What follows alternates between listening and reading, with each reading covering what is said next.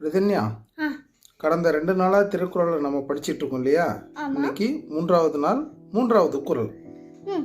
கடவுள் வாழ்த்து அப்படிங்கிற முதல் அதிகாரத்தில் 3வது குறள் என்னன்னா, மலர்மிசை ஏகினான்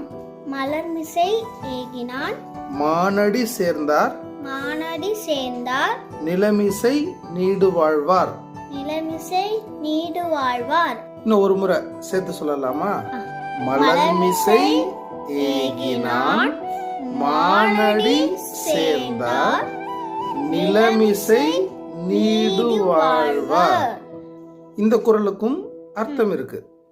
இதுவும் கடவுள் வாழ்த்துல வர்றதுனால கடவுளை பத்தி சொல்ற ஒரு விஷயம்தான். என்ன அப்படின்னு பார்த்தாக்கா, மனசுல நிறைய அன்போட இருக்கிறவங்க இருக்காங்க இல்லையா? அவங்க மனசு பார்த்தனாக்கா பூ போல, மனசு பூ போல இருக்கும். பூ இயற்கையிலே ரொம்ப அழகான ஒரு விஷயம் இல்லையா?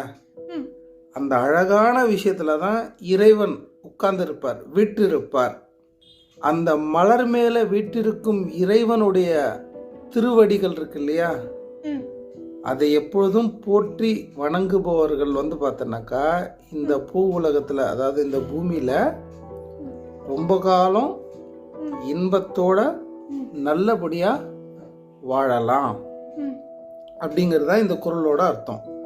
மலர் மிசை ஏகினான். மலர் மிசைனா மலர் மேல் விட்டிருக்கும் இறைவனுடைய மானடி, அவருடைய திருவடிகளை சேர்ந்தவருக்கு நிலமிசை, இந்த பூமியில நீடு வாழ்வார்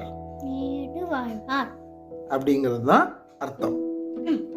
ஓகே, கடைசியா இந்த குறளை மறுபடியும் சொல்லலாமா? மலர்மிசை ஏகினான் மானடி சேர்ந்தார் நிலமிசை நீடு வாழ்வார். வணக்கம்.